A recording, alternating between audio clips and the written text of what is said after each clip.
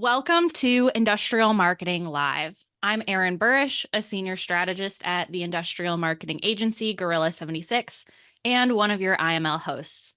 If you want to run a revenue-focused marketing program, you want to make sure your leads actually get quoted and worked by your sales team.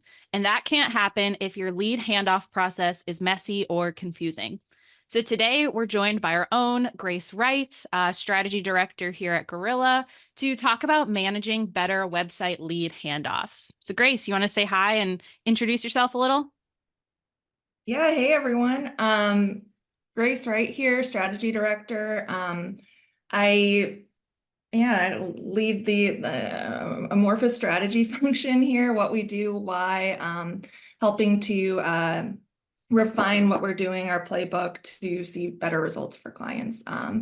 Very intimately aware of the different tech stack setups that industrial companies don't have, lots of manual data entry, Zoho, Zapier. Some people have marketing automation platforms, some people that have spreadsheets. I've seen it all, so I'm gonna try and give as holistic of a take today as I can. Mhm. And Grace was also one of my mentors when I started in the content department long ago. So multi-experiential. Yeah, my villain origin story was as a copywriter, so. So just to start off our conversation today on the lead handoff process, what is a lead handoff process and what does that entail? I think when I'm thinking about it, it's just, it's everything that happens. Someone comes to your site, they fill out a form. What happens to them after that? Where does the information from that form go? Does it get lost somewhere? Who gets a notification about it? Who doesn't get a notification about it? How are they routed? How long does it take for them to get a response back, whether that's an automated email or, someone actually responding to them? How difficult is it to book time with sales, as well as don't they attend that sales call, which can depend on a lot of things. And, if you take a month to reach out to someone, the likelihood of that first sales call going well plummets. So it's everything that happens after that, which can look very different depending on, your tech stack, your sales team setup. But I think everything that happens between those 2 points, that filling out a form, first sales call. And why is it so important that you get all those little details right for your specific process? I think a lot of companies are very focused on more leads, more leads, more leads, more leads. But cleaning up, if I bring in 100 leads and we're not responding to any of them for a month, the value of those leads just plummets. So I think to really get to that revenue generation, bottom line impact, you have to fix that leaky funnel. Moreover, it's just about creating, I think this can get really technical really fast with set up this workflow and custom properties and audit this. And it's just about making as clean as possible of an experience for the person who filled out that form from step A to step B. So it's about improving the lead experience. It's about getting more value from even the leads you have today. It's about, if you are working very hard to generate leads, it's like, if I'm spinning my wheels to generate 50 leads for a company, I want sales to be reaching out to them and just working to co-create the process that allows that to happen. I'm sure it also helps with the relationship between marketing, sales, and customer. It can, if dealt with in the right way. Treating sales as a partner in the process, rather than telling them all of the things you need them to do. So, Grace, if you suspect that your lead handoff process is causing things to slip through the cracks, or maybe it isn't the greatest experience right now, how can you audit your current process? What I do with any client that I'm starting to work with, that I've kind of just gotten the keys to the kingdom, so to speak, in terms of their site, their CRM, if they have one, is just pretending I'm a lead and going through the process and understanding everything that's happening. So I think regardless of your tech stack, everyone can fill out a form on their website. If you don't have a form on your website, DM me on LinkedIn. I can help you with it. It should be very easy to get one, set up. But just filling out like your contact form, any high intent conversion point on your website, fill out that form. And you can put, Grace test message, but fill out every single field and then work to understand what happens after that. So for me, what I would probably do, I would find and I just did this for a company, find the conversion point on the website, a list of that, fill out the form, step one. Then I go into the website and figure out, do they have forms set up? Are they using Gravity Forms? Do they have a HubSpot plugin in their website? And understanding how that form is set up on the website is communicating with whatever that next step is. I've seen everything on that front. I've seen, when I audit, realizing that only half of the leads are being passed and that there's some breakdown in the communication from the form to the web or to the marketing automation platform, where 50% of leads are just sitting in the website with no one following up on them. I've seen, like the form going to just sending someone an email notification and stopping there. There's no, marketing automation platform. So it's just starting to understand where that lead is going in your tech stack. You might have a marketing automation platform. Then you're going to go through and check and make sure every single piece of information you put in that form is going to that next step. I've seen, for instance, like the message on a form not map from, Gravity Forms to HubSpot, which is a key fail. Someone saying, I want to talk about XYZ, and then the salesperson is like, well, what do you need? When they could have used that to prepare for the sales call. And then, seeking to understand, like, how does it look like from the salesperson's perspective? When are they getting notified? Who's getting notified? Are there any automations set up currently to route someone differently depending on, different form fields that they fill out? So it looks different for every company, but seeking to like really truly at a root level understand what is happening. And this might seem like an afterthought whenever you're designing your campaigns and everything, but what is the importance of having both a strong thank you message and a good confirmation email? Yeah, so that's another thing I notice when I'm filling out forms is that a lot of times people just have a thank you message set up, which is it's not necessarily a bad user experience, but if you have that form send someone to a thank you page, then you can track that conversion in analytics and GA4 and any advertising channels if you're advertising as well. And it's just a lot simpler to kind of track those conversions. Just kind of a technical setup thing. Yeah, and I think it's also good practice to let people know what to expect in that confirmation too, is because sometimes you fill out a form and we hear this all the time, like I filled out a form, I wanted to talk to sales and they like didn't respond for 2 weeks. Or you don't know if they're going to respond to you sometimes, but if you have a really nice confirmation email or thank you page that says like, thank you so much for contacting us, a member of our team will be in touch within 24 business hours or 48 or whatever your window is. I think that goes a long way too. For sure. Yeah, so I think some of the questions I would ask, I think I gave kind of a meandering answer, but like if I were auditing that experience, what I would be asking myself is, on the landing page, how clear is the offer? How clear is it when someone's going to reach out to me? Is it 48 hours, 24 hours? Who's going to be reaching out to me? What does that first sales call look like? What's the thank you message? Is it a thank you message? Is it a thank you page? Did you receive a confirmation email? When? 5 minutes after, 30 minutes after? how was your request processed on the back end, which is going to depend on a whole bunch of things, but how is it processed on your website, however your forms are set up? How, is everything mapping to your marketing automation platform if you have one? Is everything mapping from your marketing automation platform to your CRM if you have one? And then, yeah, just point by point checking every single field in your form to manually verify that nothing is missing at every step.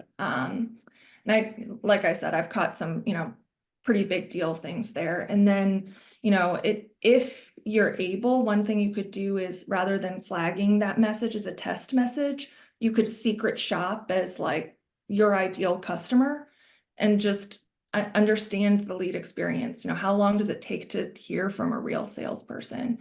How cumbersome is the process to get on that first demo? Does it require 10 emails back and forth? When are you free? When are you free? And then how cumbersome is that first sales call? You might be able to secret shop and get on that first sales call depending on your company. I've also worked with companies that have like Gong or high velocity sales where I'm able to listen to first sales calls. And then I just take notes from like what that experience looked like from the outside. And then I just keep notes of everything that was good and anything technical that needs to be cleaned up, and then anything that feels like a miss from the experience perspective. Perfect. Okay. So it sounds like once you've audited your current process, the three main areas that we want to focus on for improving are the offer, the form, and the follow-up. So just starting with offer, what makes a good offer on your website? I think like some of the best landing pages I've seen like make it really clear what the value of that first call is going to be. Who are you meeting with? What exactly are you going to talk about? How soon am I going to hear from you? Yeah, what's the value that I'm going to be getting? Do I understand when I'm parting with my information, which I'm reluctant to do these days? What am I getting in return? And I think that just sets clear expectations in terms of like, okay, someone's going to reach out to me in 24 hours, and just sets the tone for kind of a productive, first leg of the sales process. And what about the form? So you have the offer, like what to expect. The form is how you kind of claim that offer. What should you be considering here when you're building that form? For sure. I think when it comes to form best practices, I've seen, lots of people advocate for like the shortest form ever. And I used to be in that camp. I think there was one form I made one time that was like your name, not even asking for first and last, and your message, and that not, or your email, and just a message, and the message wasn't required. The problem in actuality with that is you're not asking for enough information to qualify the lead or to understand who they should speak with. So I've become more nuanced in my opinion there. You shouldn't make the form shorter just for shorter sake. I think you need to ask the things that you need to know to qualify the lead, and route it correctly, and not a single bit more. So there should be a purpose for everything on your form, but it's not about just making it the shortest form ever. So another point here is that you could use enrichment tools like Clearbit to help shorten forms, which easily integrates with HubSpot, but it's a pricey tool and you wouldn't get Clearbit just to shorten forms, but that's an option there. But some of the must-haves for me would be name, phone number, business email, message, and making that required. And then how did you hear about us, and making that required. Those are the things that I think almost regardless, I'm willing to be proven wrong, but those are the things that almost across the board, everyone should be asking. Some of the other things you might have a very strong justification to ask would be industry, job title, what product are you interested in? What location are you interested in? But you shouldn't ask anything that you don't have a reason to ask. If you don't have sales territories where you need to route someone, does it really matter what state they're located in? If you're not going to route anyone or do anything differently depending on their industry, do you need to ask that? But you can also make that lead experience a lot better by asking them and mandating that they say what industry they're in and speaking to a person that's much better able to solve their problem. So you could have strong justifications there. About the only thing that would give me a migraine is if, when I come across forms that are like 27 fields and you have to like, I've seen forms that actually look like this, where it's like, 27 fields, they're all required. There's like multiple columns. It looks terrible on mobile. And then you have to like flip through to different like pages of the form. I've seen it all. But that is like, absolutely don't do that. But you could have a strong justification to have a 10 field form. Perfect. And lastly, we need to talk about what happens after the form is submitted. So what makes a good follow-up?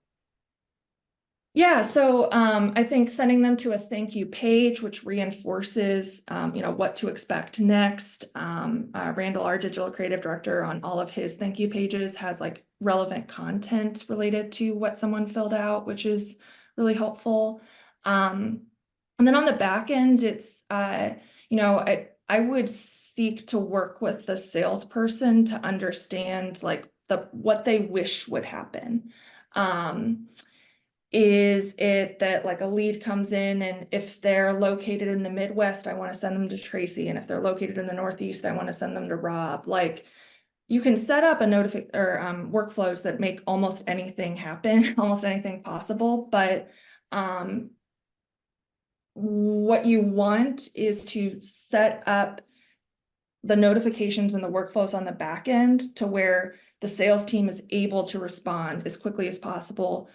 An hour is great, 30 minutes is better, 5 minutes would be best, and have it be as close to the right person as possible. So wanting to trigger internal notifications, hey, here's this lead, you should follow up with them, and have it be sent to the right person. I think the other thing that I feel like is an easy win is a lot of clients, when I audit kind of that handoff of like who's getting a notification, what leads are being passed off to sales, is that they're passing like every single lead off to sales. So someone signing up for a newsletter, sales is getting a notification, follow up with this lead, with no differentiation in the notification sales is receiving between a newsletter download and someone who is like your perfect ICP lead on the request a consultation. They're all being leveled up with the same urgency and priority. So I think like an easy cleanup there is to not send every lead to sales. So, ebook downloads, newsletter signups, just screening those, maybe just sending those to yourself. If there's anything that's interesting, you could pass them off to sales, but only automatically sending contact requests, demo requests off to sales. Grace, I have a follow-up question about that from Dale in the chat about like Yahoo or Gmail addresses and filtering those out as a way to sort lead quality. What are your thoughts on that? I had a note, I almost brought this up. I've gone both ways because with most form building tools, there are easy ways where you can mandate that you will not let someone fill out a form if it's Yahoo, Gmail, Hotmail, things like that. That's a tough one. I could see a strong justification either way. I've seen good leads come in that are someone's using their personal email, but they happen to be the CEO of a company. I've seen, and would I really want to frustrate them by not letting them submit that form? I don't know. That's one that feels six one way, half a dozen the other to me. I wish I had a strong opinion. I don't have a hot take for you. I think I could see a justification either way. Makes sense. So you talked about some of the like table stakes, like having a thank you page, sending your lead to the appropriate person, not passing every single lead to sales, maybe filtering by the type of form. What are maybe some more advanced things that you could do on the back end? Yeah, I think sending a confirmation email to the prospect, again, reinforcing, when to expect to hear from a real person. However, if you're able to get a real salesperson and the right salesperson to respond in 5 minutes, that's way better than an automated, response.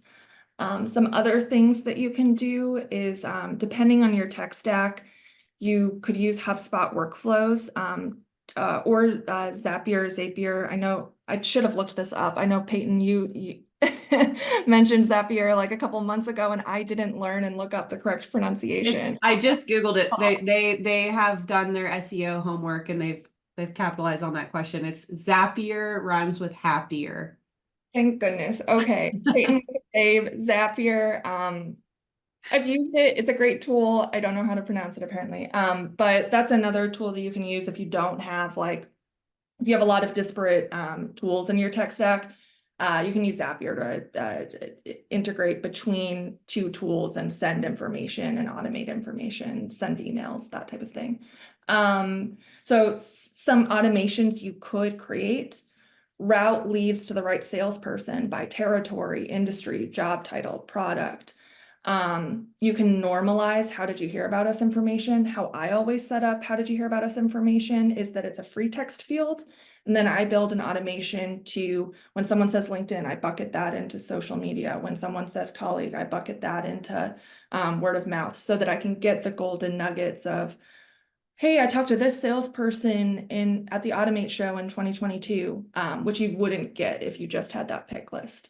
And then other automations you can create. I've worked with different companies with different preferences. Some people have a sales Slack channel and they don't want email notifications. They want DMs, and they want, a channel blast saying this lead was assigned to this person for accountability purposes. So I've built a workflow, for instance, that sends a message to the entire sales channel with the lead, and establish a process that the first person to react takes the lead. I've also seen routing based off of territories and sending a DM to the assigned salesperson and blasting the sales channel of who's been assigned. Other things you can do to grease the wheels of kind of that lead experience after they fill out the form, that I've seen work really well in some circumstances, is on that thank you page, you can have a calendar booking link. So some tools that exist: Calendly, Chili Piper, HubSpot, but really anything would work that just eliminates that, hey, I'm free on the 10th, or, oh, well, I'm actually free on the 15th. That doesn't work for me. And then you're, 12 emails later, you maybe have a sales call, or maybe you're getting ghosted. How I've seen it work for some companies, you can designate one person who handles the first call for all web leads.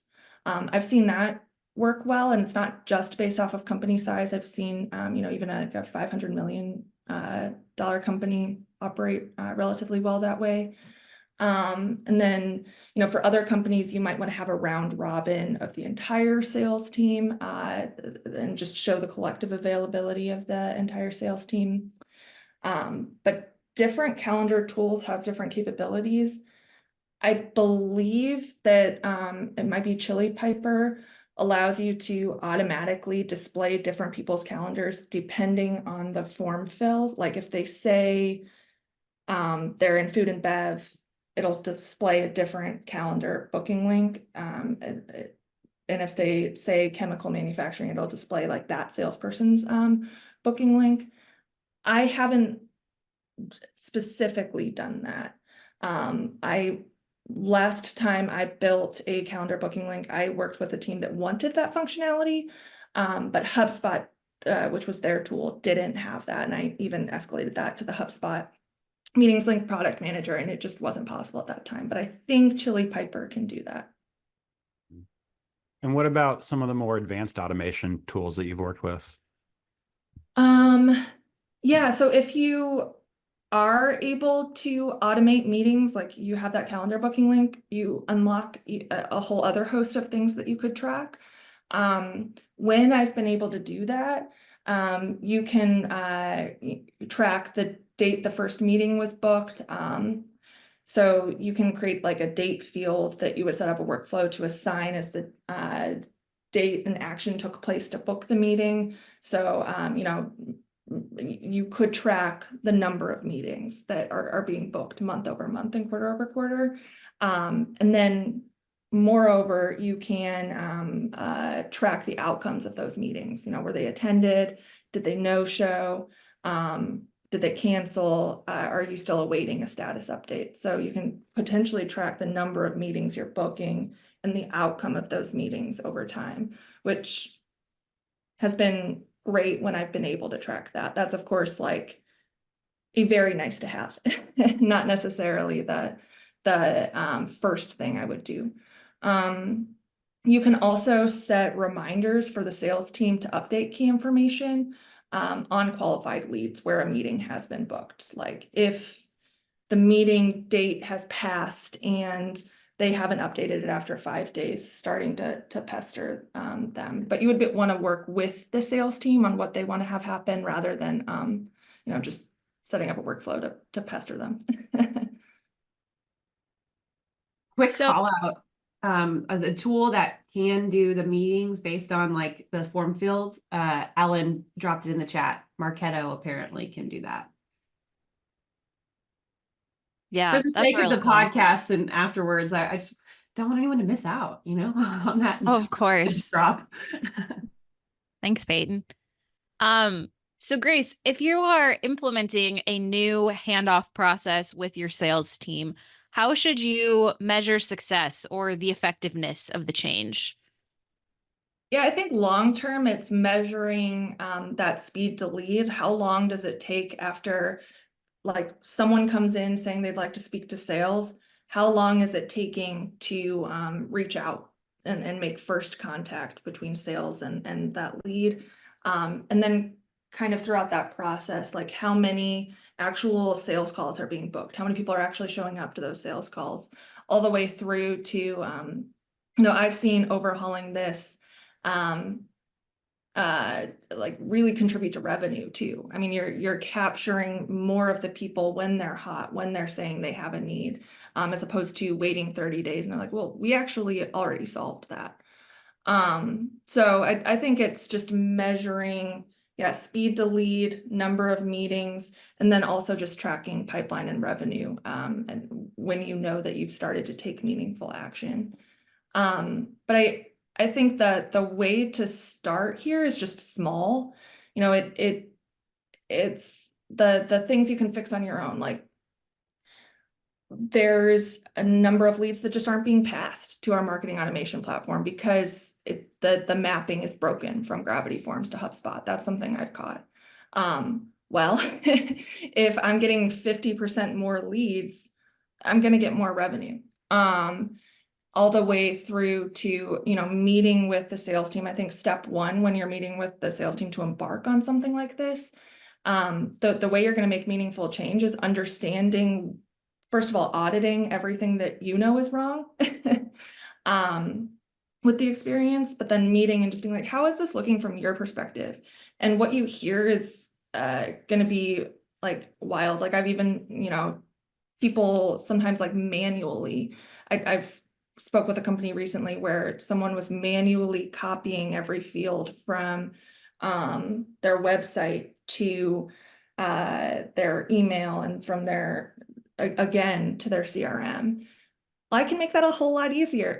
It's like, what are the things you can do to make the sales team's life easier? What are the things they're already tracking? How can you make the process they're already following easier? And then it's going to be a lot easier to swallow when you do make the ask of like, you're not tracking the size of deal. Could you report that information back to me?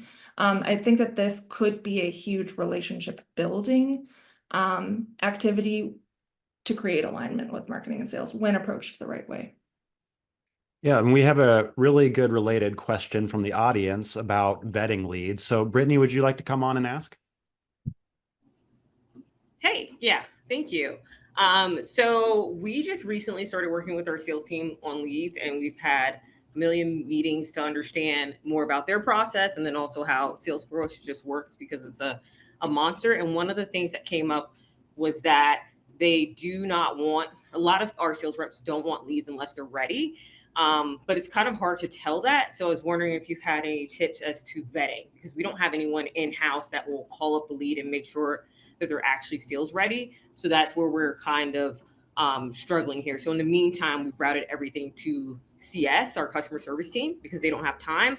But it would be good if we had someone in the middle that could call those leads just to make sure they're not wasting our salesperson's time. Yeah. A couple of thoughts here. I think one thing that I've seen companies generating enough leads is like just designating one person for all of them. That isn't a possibility in this situation. There's like a step between potentially is like, if there are any automatic filters you can do to make sure that you aren't passing every single lead along to them, like maybe instead of passing 10 leads a day along to them, 7 of which they're like, oh my gosh, this person, like, and they call them and it's a bad experience because that person had just downloaded an ebook. That is a waste of time on their end. So if you're able to, with any parameters you can find, like filter out the ebook downloads, filter out any request that has, you know, hey, we're an SEO company and we, I don't know, like everyone who subscribes to form notifications knows exactly what I'm talking about. We're a janitorial service company. If you can filter out all of those leads so that they're only receiving 2 a day that are saying, I'd like to buy the thing you sell, please. Even that experience is going to be a lot less annoying and grating to the sales team. Got it. Another thing you could do is, you know, if you just don't have any filters, I'm always happy to be the person who's annoyed. So you can have all of them sent to you and you commit to a speed delete of like, you only forward the ones that you think are going to be hottest to the sales team. That's another thing you could do depending on whether you have access to any level of automation, is maybe you are the first stop and you are the person. Got it. Okay. Is that helpful? Is there anything else you wanted to, any kind of nuance to the situation you're experiencing? Yeah, I'm just wondering if there's maybe like a, because right now we do have a newsletter, but we don't have people sign up for it. So we're not sending them leads from, let's say, for instance, like a download. We typically keep that in our marketing automation system. So the only things that they were receiving were any single time someone registered for our configurator, any single time someone did an RFQ or trade show leads. So those were the 3 that they were receiving. And I think from like the past, there was a little bit of angst, but it almost seems like they want someone to talk to them and make sure that they're ready to buy and they're worth their time before they even reach out. And they're different, right? So some reps are like, hey, I want everything. Some reps are like, don't send me anything unless you know they're ready to buy. So it's really hard to do it with like an ICP in mind, because there's not really anything that they're like, even if a person puts they're ready to buy, they may not necessarily be ready to buy. Yeah. I mean, what I've seen work, you know, I've worked with a company that had a really high level of it. They up like hiring someone whose whole was to make sure that basically every lead was called same day, like that was their, and then they filtered on to the right person. That process worked really well. Of course, that's a hire or a reallocation of someone, but you know, you could suggest that as even maybe it's like a 90-day trial of one person just doing that. I'm kind of just riffing, I guess, at this point, but like if they're unwilling to make a change like that, then it really just comes down to like, yeah, filtering better. If you're unable to have that one point person doing that due diligence. Okay, thank you. Yeah, I would just add that I've definitely seen clients at companies who get like a pretty decent lead quantity for just like the different businesses that they're doing, they have an inside salesperson that supports the marketing team. So like kind of taking them from that initial form fill and like doing the first call, or, you know, collecting the things that you didn't want to add in the form, as far as like maybe you didn't want to put the state they're in or whatever, you know, getting that stuff. And that has worked really well. And they basically just had enough, there was enough reason to like kind of reallocate someone's responsibility on the sales team to handle that. And they were more equipped to handle those conversations than the marketing person. But then, you know, I think I would echo what like Ellen Albright put in the chat too, as far as just limiting, and Grace said this too, like limiting what forms you're sending their way to, so that it's like, you know, the white paper downloads, those don't need to go to sales yet. Yeah. Just making sure you're trimming the fat where you can. And then I would definitely suggest that if you guys have a pretty high lead quantity.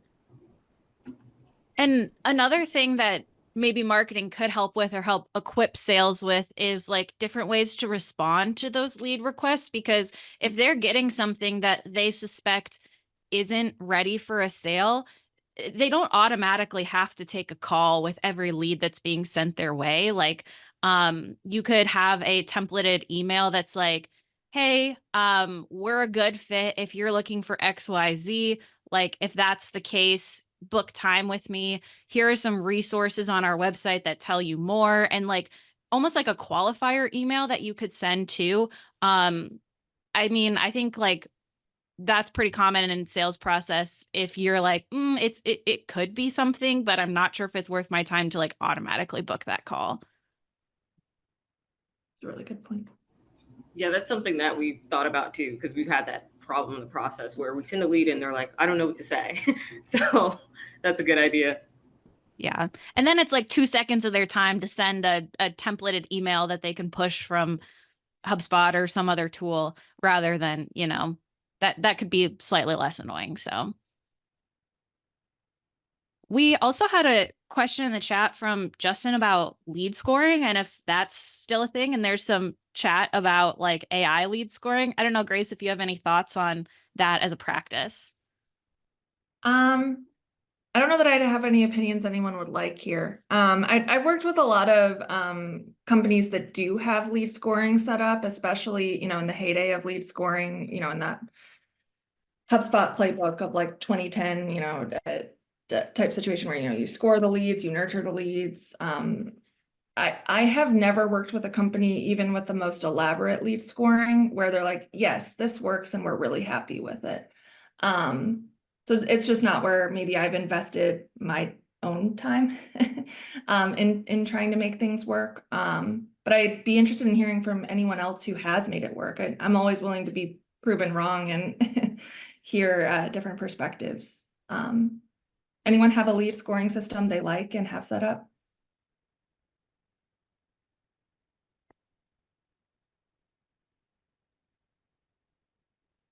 You can hop off mute. Don't everyone speak at once. Maybe no one's happy. I mean, I haven't seen anything that's really worked in the long term. Like they will work at the outset. HubSpot introduced an AI like lead scoring. It's only available with enterprise. I've not tried lead scoring in any other system, but I think you would definitely want to be integrated to the sales CRM if you were going to do lead scoring in some way, because you need to track activities. So like that's how you get more points, you know, like if they open an email, you 10 points, you know, or if they, and you kind of weight things that way. So as long as you're monitoring digital activities and you're able to track that back to like an individual record or like a user, I think lead scoring could work for you. And you have to be willing to maintain it though, like because Grace said, it's like it's gonna break eventually. And also like, you know, you might change your marketing mix a little bit, and so now you need to weight emails differently or white paper downloads differently, things like that. Yeah, I've just found fixing the small stuff and like really focusing on the experience and understanding that and cleaning up that to be just a more effective use of time. but I'm not against lead scoring. I guess I'm apathetic to the idea. Well, with that, gang, if you can believe it, it's already that time. So are there any final thoughts from the Gorilla group here? Aaron, Peyton, Grace? I love the chat. That's all I have to say. The chat So is always a highlight.